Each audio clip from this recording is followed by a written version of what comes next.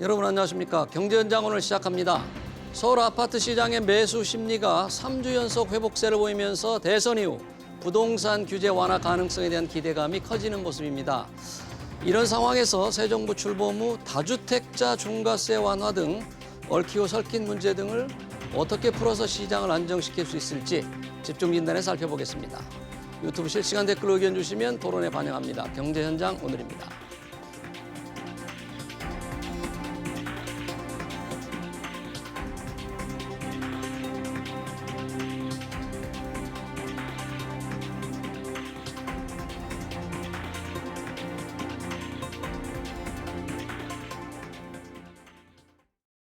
네, 부동산 시장 살펴보기 위해서 두 분 모셨습니다. 고종환 한국자산관리연구원장 그리고 김성달 경실련 부동산건설기획본부 국장 오셨습니다.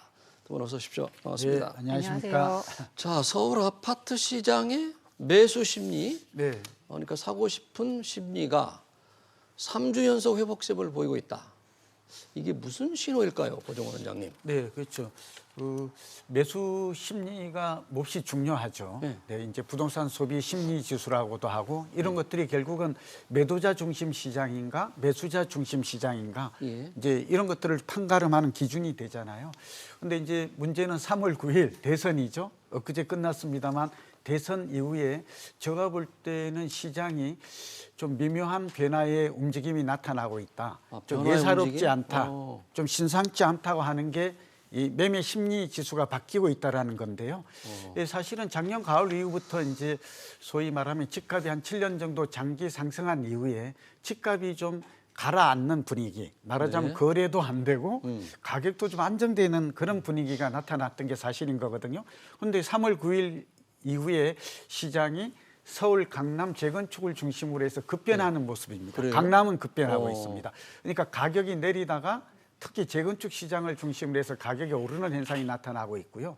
좀 전에 앵커께서 말씀하신 대로 매매 심리 지수, 그러니까 우리가 예. 집값이 움직일 때 되게 정책이 변화할 때, 부동산 경기가 변동할 때, 그리고 심리가 변화할 때 이런 것들을 대표적인 사례로 이렇게 원인으로 꼽고 있거든요. 예. 어쨌든 이러한 강남발 재건축 재개발 가격이 오르고 있고, 그런데 재건축 가격만 오르는 게 아니라 강북은 또 재개발도 오르고 있어요. 다시 하나씩 좀 짚어보겠습니다만 이러다가는 아마도 이제 다시 이어지겠습니다만 결국 강남만 오르는 게 아니라 용산도 오르고 있고, 그렇게 되면 또 마용성, 금강구, 노도강 이렇게 서울 전체로 또 재건축뿐만 아니라 구축이나 신축까지도 좀 확산되지 않을까 그런 우려가 나오고 있습니다. 아, 그래요? 예, 뭐 말씀하신 것처럼 이게 뭐 사실은 예상됐던 거 아닌가 싶습니다. 왜냐하면 사실 작년 하반기에 대장동 부패 크게 사회적으로 논란됐을 때만 해도 어떤 개혁을 앞장서 주기를 국민들이 요구해 왔잖아요. 근데 사실 대선 과정에서 경쟁적으로 논의됐던 건 규제 완화입니다. 재개발, 재건축 풀겠다, 네. 또 세금 감면해주겠다, 공급은 또 확대하겠다. 이러한 것들이 당연히 이 부동산 시장을 바라본 사람에게서 기대 심리를 가질 수밖에 없는 요인이 되지 않았을까라고 보여집니다. 그러면 실제 KB국민은행 이 부동산 시세로 보면 상승률은 많이 둔화됐기 때문에 네. 오히려 이렇게 하락세 아니에요? 아니요, 보합으로.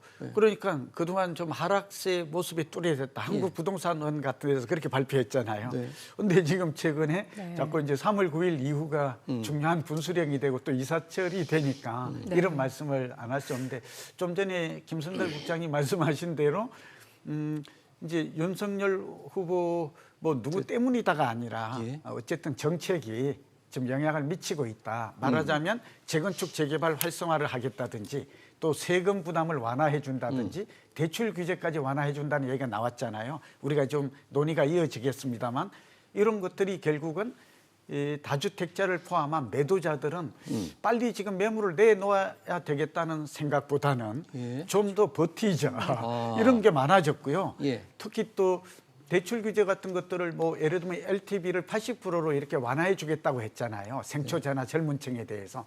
그러다 보니까 이제 매수자들은 이제 좀 돈을 빌려서 은행으로부터 집을 사야 되겠다. 또 전세값도 계속 오르니까 네. 예, 그런 현상이 나타나고 있고, 실제로 이제 김 국장님 설명이 이어지겠습니다만 적게는 오르고 이게 대표적인 게 잠실중앙 5단지예요. 네. 이게 지금 도시계획인의 변경 심의를 통과한 이후에 4억 정도 지금 오르고 있거든요. 네. 적은 돈이 아니죠. 그리고 압구정 같은 데가 대표적으로 많이 오르고 있는데 네. 압구정 같은 경우에는 막 10억, 15억씩 오르는 단지가 막 나오고 있어요. 이제 재건축 단지지만 그러니까 실제로 강남 상구는 가격이 오르기 시작했고 그래요? 전체적인 서울도 보면 하락세에서 보합으로 돌아선 것도 많고 이 지난주 통계를 보니까 지방의 뭐 대구를 제외한 예. 부산이나 울산, 광주 이런 지역 대전 같은 데는 오히려 또 상승세로 돌아섰다 그런 얘기도 나오고 있습니다. 집값 안정이 시급한데 별로 반갑지 않은 신호로 해석이 되네요. 그렇다면. 예, 경실련이 이제 정부 부동산 통계 가지고 가격 상승에 대해서 많이 이제 논란을 제기한 바 있었는데 사실 정부는 실거래가 부동산원의 실거래가 통계 보면 작년 11월, 12월 서울 같은 경우는 그 2달만 좀 하락한 걸로 나옵니다. 실질적으로 공동주택 실거래가 지수가 네. 그리고 올해 1월 다시 상승한 걸로 나옵니다. 그리고 이제 말씀하신 국민은행 아파트 평균 매매가 그 추이를 보면 예. 시세는 한 번도 떨어진 적이 없습니다. 그러니까 거래가 워낙 없고 일부 거래가 하락하는 실거래가 있을 수는 있었지만 전국적인 서울의 전체 아파트 시세 현황은 평균가는 국민은행 제공하는 거는 계속 상승하는 거예요. 추이가 완만하냐, 뭐 정체냐 이 정도지 상승했다는 거죠. 근데 국장님 저 알고 근데 이제 그게 이제 하락이 좀 했지 그렇게 됐는데 좀 3월 들어서 제가 이제 오늘 확인을 했는데 오늘 확인을 3월까지 봤을 때 문재인 정부 취임 초에 아파트 평균 서울 가격이 6억 정도였거든요. 예. 지금 12억 7천만 원으로 전달 대비 또 조금 상승한 것으로 어쨌든 평균은 그렇게 나오고 있다. 그래서 지금 필요한 것이 이런 가격 상승을 뭐 부추기는 정책은 지금 절대적으로 해서는 안 된다라는 결론을 우리가 이미 알고 있는데도 다시 정부가 이런 정책 방향으로 가는 것이 맞느냐 문제 제기할 수밖에 없습니다. 시장에 그런 변화가 있다. 실제로 부동산 KB국민은행 상승률은 3월이 0.1%라고요. 네, 네, 네. 그러니까 2월보다 줄었는데 그래도 오른 거죠. 그렇죠. 0.1%긴 예, 하지만. 증가폭이 작을 뿐이지만 어쨌든 떨어진 적이 없었다는 거죠. 자, 요즘 관심이 지금 1주택자 보유세 이런 상황에서 2021년 수준으로 동결한다. 자, 정부는 이렇게 밝혔는데. 네, 그렇죠. 여야 이걸 과연 어떻게 얼마 할까요? 전에 이제 올해 이제 그 공동주택 공시가격이 발표되지 않았습니까? 이제 전국적으로는 17%, 서울은 14%. 그러니까 작년보다는 좀 줄어들었지만 2%. 그러나 이제 가격이 꽤 2번째 이상 오른 것으로 되어 있고요. 여기서 중요한 것은 두 가지를 좀 주목해야 될 것 같습니다. 예. 첫 번째는 정부는 작년도 기준으로 해서 동결하겠다. 네, 그렇습니다. 예, 작년 원래 수준. 작년도 상승률이 올해 지금 6월 1일 기준으로 네. 발표된 거거든요. 이번에 그러니까 상승한 것들은 과세 표준으로 삼지 않겠다. 이제 그런 뜻으로 보이고요. 이제 이거는 1주택자 실소유자에게 그렇다는 얘기고 여기서 한 가지 우리가 좀 눈여겨봐야 될 대목이 윤석열 당선인은 이제 2020년 기준으로 그러니까 2년 전으로 네, 돌아가자. 이게 좀 달라져요. 예. 그러니까 아직은 세금 결정된 건 아닌데 인수위 단계니까 2020년 기준이냐 공시가격 기준이냐 2021년 기준이냐에 따라서 실제 부과되는 올해 재산세와 종부세는 좀 달라질 수 있다 네. 하는 말씀을 드리고 두 번째는 1주택자에 대해서는 확실히 감면이 될 것 같아요. 다만 2주택 이상 다주택자는 올해 6월 1일 이전에 파는 게 유리하다 그렇게 볼 수 있습니다. 제 궁금증은 여당이 지금 현재 민주당이 과연 어떻게 할 거냐? 2020년으로 돌아가자고 했을 때. 그러니까 그 대선 공약에는 둘 다 이제 양 당이 다 이제 감면해 주겠다라는 얘기들 한 바 있고 그 해주는 방식의 차이가 이렇게 지금 전년도 공시가격을 적용하는 방법이 아니라 공시가격이 나왔을 때 세금 부과하는 기준인 과표를 산정할 때 그 예. 산정 방식 중에 하나인 공정시장 가액 비율을 조정하게 주겠다는 거였습니다. 원래 계획대로라면 올해 종부세 같은 경우는 공정시장 가액 비율을 예. 100% 적용해야 되는데 그거를 이제 국힘은 95%. 그다음에 이제 사실 민주당도 그렇게 구체적인 수치는 아니지만 그런 것들을 조정해 보겠다라는 내용들이었거든요. 예. 근데 사실 이번에 국토부가 발표한 안은 이 두 안과 완전히 다른 안입니다. 공정시장 가액 비율은 건들지 늘 않는다. 않고. 건들지 않는 대신 공시가격이 작년보다 오른 특정 주택에 대해서는 전년도 공시가격을 쓰겠다는 겁니다.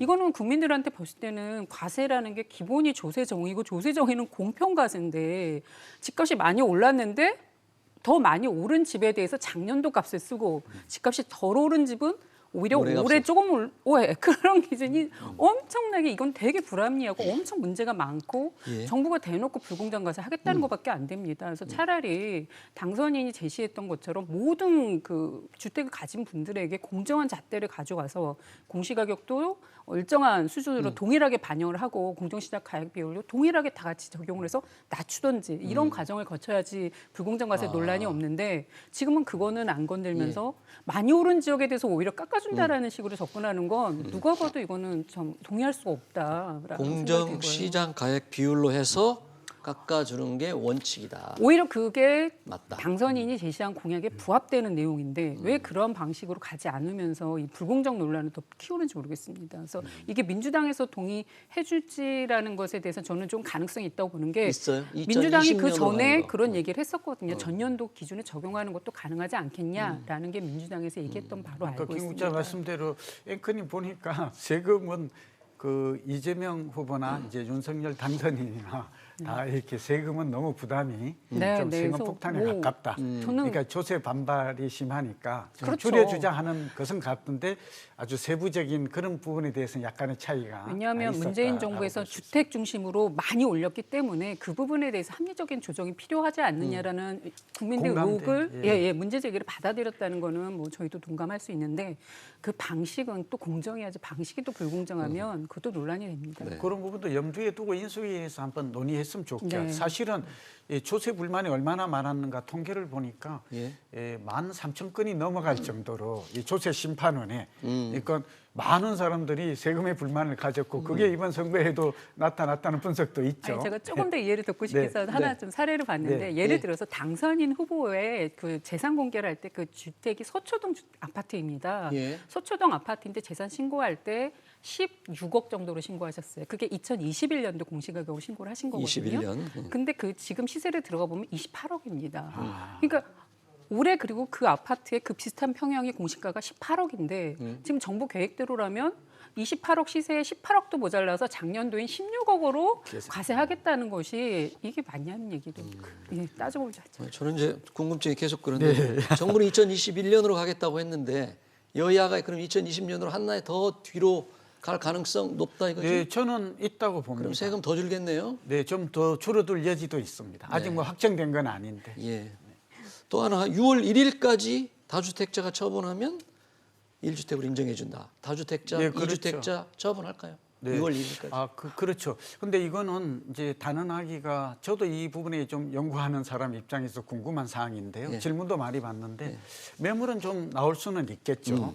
그러나 이거는 두 가지와 또 연결되어 있습니다. 하나는 앞으로 부동산 경기가 흐름이 어떻게 바뀔까.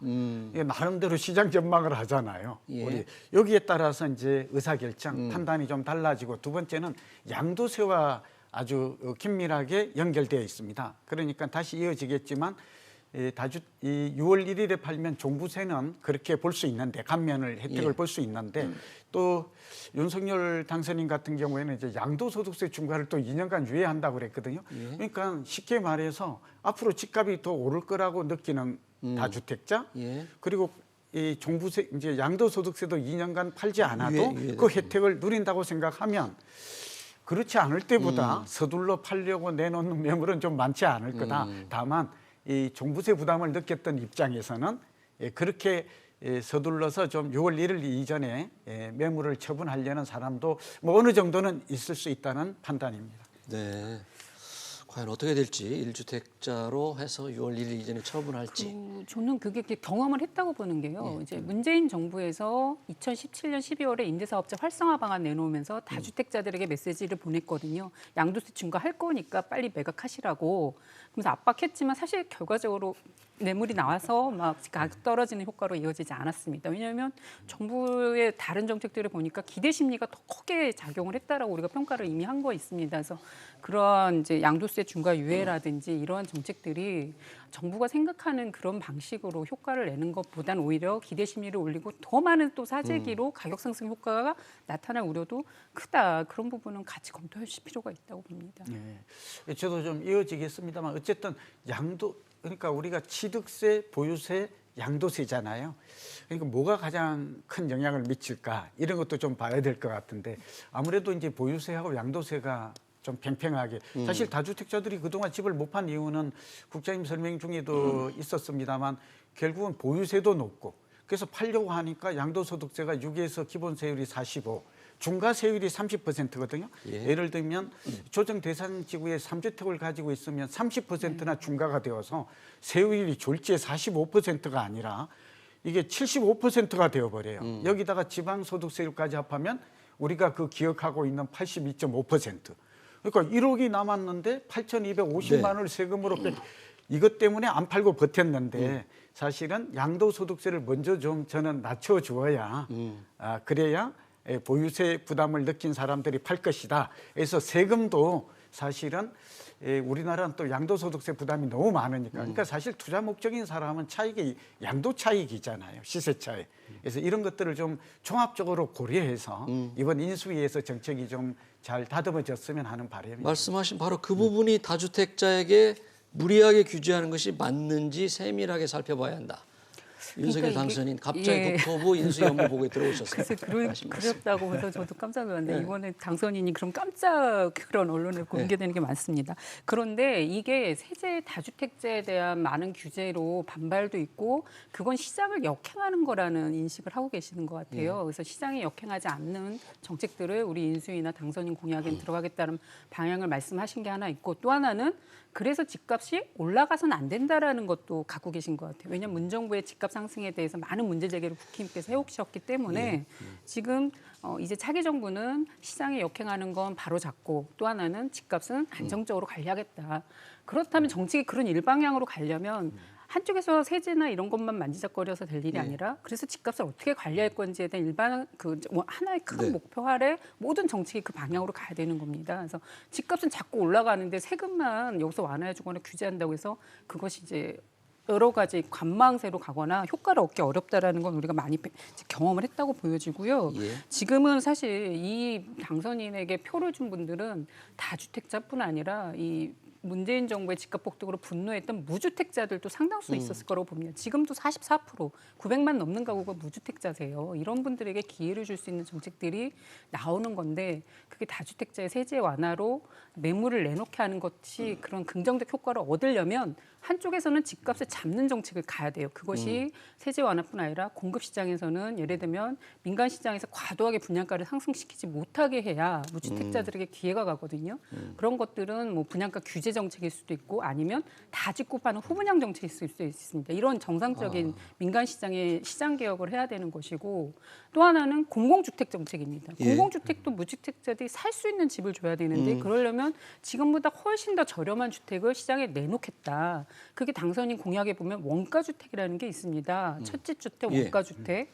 근데 원가가 얼마인지 국민들이 알 수가 없어요. 지금 LH공사 같은 대규모 중간 공기업이 원가를 공개하지 않고 있기 때문에 도대체 당선인의 원가주택이 얼마짜리인지를 알 수가 없습니다. 이런 것들도 사실은 훨씬 더 국민에게 와닿는 구체성 있는 정책들로 한쪽에서 계속 같이 논의가 굴러가야 아 이게 지금 오르는 게 아니라 나에게도 기회가 오는 정책들이 펴져지겠구나라는 기대 심리가 생길 수 있는 거죠. 예, 저도 잠깐 그 김국장님 말씀에 좀 약간 맥락을 같이 하면서도 또 좀 다른 측면에서 한번 볼 텐데요. 예, 말씀은 경실련의 그 주장은 저도 동의를 하고요. 예, 두 번째는 지금 정책이 두 가지인데 하나는 선공급 확대 정책 후 규제 완화로 좀 갔으면 좋겠어요. 세금이나 대출, 선공급 확대 후 규제 완화. 근데 이제 당선인께서 지금 그저께 다주택자에 대한 관심을 좀 표명했거든요. 사실은 저는 바람직하지 않다고 봅니다. 지금 우선 급한 것은 이 주택 정책의 목표는 뭐 말씀 중에 있었지만 세 가지거든요. 예. 첫째는 시장 안정입니다. 이 다주택자들의 세금을 완화해 주는 게 당장 지금 이 시장 안정에 도움이 될 것인가? 그건 아까 말씀을 잠깐 드렸잖아요. 네. 다주택자들이 가진 매물이 232만 호 정도 됩니다. 그리고 시장에 내놓게 하기 위해서. 네, 내놓게 하기 위한 정책인가? 그거는 보유세만 완화해 준다고 될 일이 아니죠. 예, 양도소득세가 먼저 보유세 부담을 느껴야 사실은 한시적으로 언제까지 팔면 혜택 준다 그러면 사실은 그래도 좀 팔고자 하는 사람들이 더 늘어날 수 있겠다 하는 생각은 좀 들고요. 예, 그다음에 이제 아까 그 다주택자에 대한 세부담 완화보다는 아까 이제 공공 임대나 공공주택을 많이 좀 공급하는 거. 분양가 규제, 네. 후분양. 네. 예, 올해 보니까 서울시의 분양 물량도 그렇고 입주 물량도 줄어들어요. 그러니까 오히려 당선인께서 관심을 가질 것은 서울 지역과 수도권 지역에 올해 얼마만큼 분양 물량도 좀 많아지게 하고 또 다주택자 매물이 시중에 나와서 매물 잠김, 거래 실종 현상을 해소할 것인가, 시장을 정상화, 유통을 정상화하는 그런 정책에 좀 방점을 주었으면 좋겠습니다. 근데 공급 완화를 당장 오래 하기 어려우니까 기존 매물을 좀 더 내놓게 하는 그렇죠. 그런 거 그래서 아니겠어요? 이제 공급 정책이라는 게 신규 공급만 있는 것은 아니다. 기존 주택을 재배분하는 효과를 가져오는 건 뭐 당연한 얘기입니다만, 근데 기존 주택을 내놓을 때는 계속 유불리를 따지면서 내놓게 하는 거는 그렇게 효과가 없습니다. 이게 가지고 있으면 가지고 있을수록 손해 본다라는 확신이 들 때야 막 서로 내 집을 팔 수 있게 되는 거라고 저는 봅니다. 근데 그게 사실은 보유세죠. 그렇죠. 그런 차원에서는 보유세는 꾸준하게 공정 조금 과세배 뒤에 방식을 완화해도 훼손해서는 안 되는 거죠. 과거 정부가 뭐 무리하게 간 것에 대한 공정 과세를 바로잡으려면 주택만큼 오히려 토지나 빌딩가나 상가 건물 같은 것도 또 올리는 것이 오히려 공정 과세 원칙에 부합됩니다. 네. 그런데 지금은 그런 걸 하지 않고 주택 안에서도 또 불공정을 유지한다니까 그게 문제라고 보여지고 또 하나는 아까도 얘기 드린 것처럼 다주택자들이 물량을 내놓을 때는 세금 부담이 결정되는 게 아니라 가지고 있으면 집값이 떨어질 거라는 네, 그런 불안감이 들어야 되는 거거든요. 집값은 언제 떨어지냐. 그거는 정부가 꾸준하게 확신 있게 집값을 유지하겠다는 목표를 밝히고 그러기 위해서 공공주택이나 이런 것들을 후퇴 없이 가겠다라는 지속적인 신호와 정책이 나올 때 그게 훨씬 효과적이라는 겁니다. 양도소득세 중과 완화 다주택자. 네. 그건 어떻게 2년간 유예하는 거예요? 그건 네. 여당 받아줄까요? 민주당? 우선 민주당에서. 저는 개인적인 생각은 뭐 이렇게 양도소득세를 완화해 주겠다. 우리나라가 다른 나라에 비해서 저도 이제 이 정부의 세제발전심의위원을 한 6, 7년 하면서 저도 늘 좀 배운 것인데 우리나라가 그 OECD 국가에 비해서 현재는 조금 달라졌어요. 그러나 어쨌든 이 취득세와 보유세는 중간이거나 중간보다 좀 높은데 양도소득세는 유난히 높아요.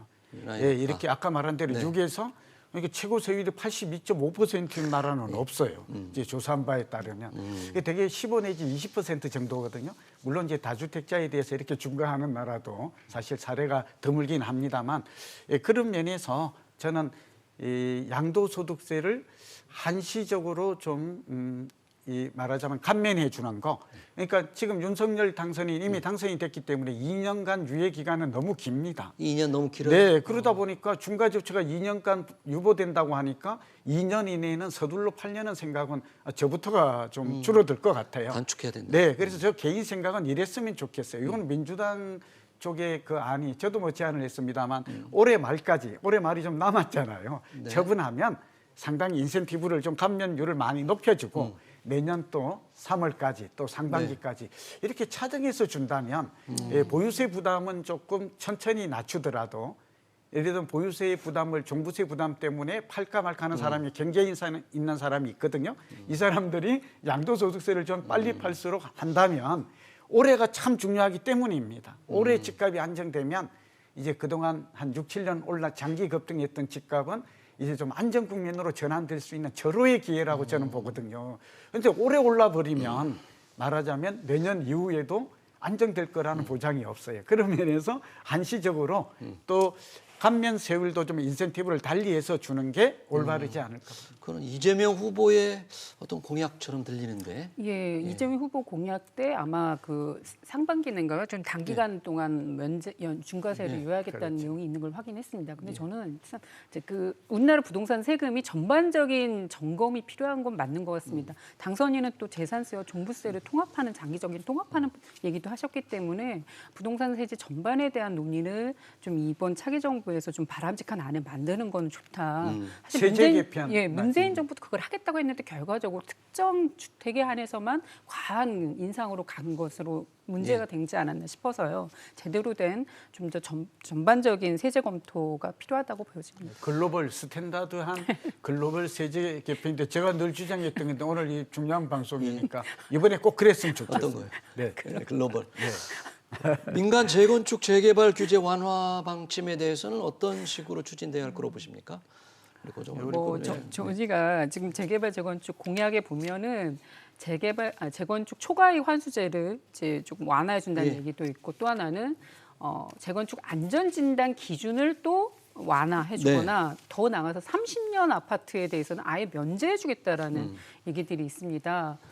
거기에 또 뭐 용적률 인상하는 내용들도 포함되어 있지만 일단은 재개발 재건축이라는 것이 그 공급 확대 정책으로 가는 것도 있지만 기본적으로 노후도는 기본이라고 저는 봐요. 국민들도 그렇죠. 우리나라 언제까지 이렇게 아파트 수명, 콘크리트 수명 100년 얘기하는데 우리나라 평균 수명 30년이라고 하면서 맨날 그걸 얘기를 하거든요. 우리나라 왜 이렇게 짧습니까?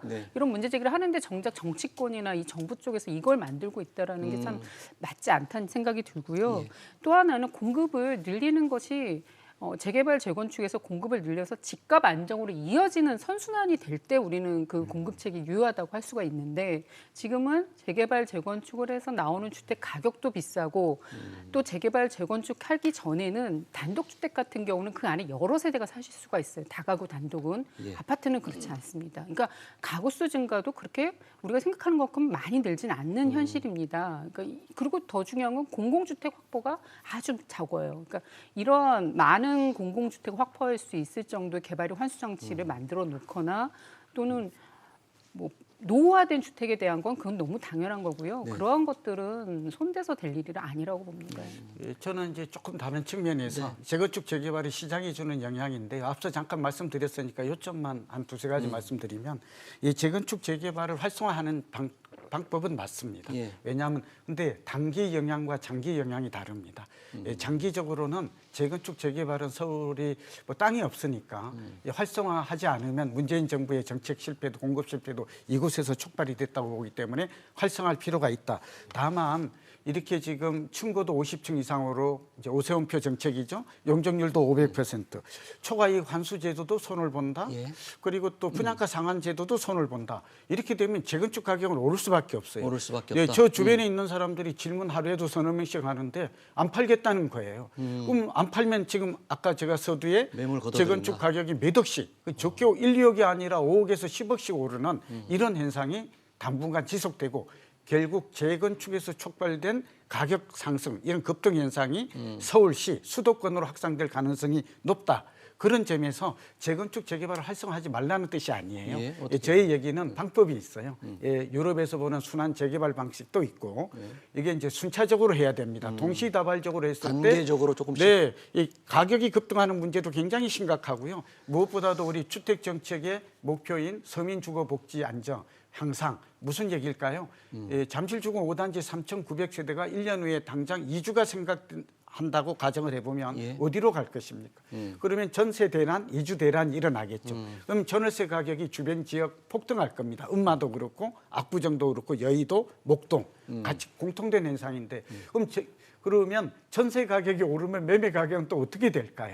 그거는 매매도 동시에 오릅니다. 그러면 이 윤석열 정부 4, 5년 동안 결국은 재건축에서 촉발된 이주 대란이 전세 대란, 또 집값 대란, 미친 집값, 미친 전세가 재현될 수 있다. 입주는 언제 일어나는가? 윤석열 정부가 끝나가는 4, 5년 후에 실제로 입주가 일어나요. 공급 확대로 인한 가격 안정이거든요. 이런 점들을 윤석열 인수위가 좀 면밀하게 아까 국장님 말씀하신 종합적으로 시장에 미치는 단장기 영향, 그다음에 이 문제를 최소화할 수 있는 방안 또 정책의 수정 보완 이런 것들이 좀 종합적으로 필요하다고. 재건축 재개발 규제 완화를 어떻게 해야 할까요? 그러니까 저희는 이게 재개발 재건축의 규제 완화라고 하기 이전에 이건 정상화라는 표현을 저는 해야 된다고 봅니다. 정상화. 그러니까 우리나라 주택 시장 구조가 소비자하고 공급자, 토지 소유주와 세입자 간의 정상적인 관계가 아니었다라는 게 항상 주거 불안을 이제 야기시킨다는 문제 제기를 받아왔었거든요. 그래서 세입자가 내쫓기는 문제, 원치 않은 재개발을 하는 것에 대해 내쫓기는 원주민들, 또 분양가를 산정하는 과정에서 시공사로부터의 그 분양가 과도한 분양가를 납입해야 되는 수분양자나 또는 그 토지주들도 마찬가지죠. 이런 것들이 지금 재개발 재건축의 문제가 산적해 있습니다.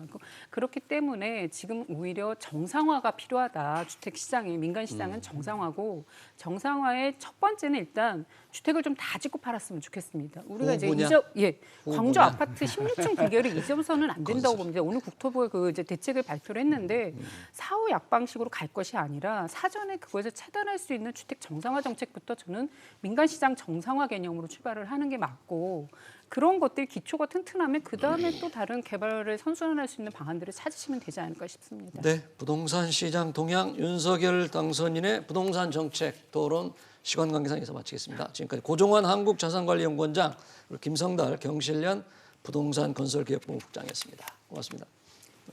감사합니다. 감사합니다.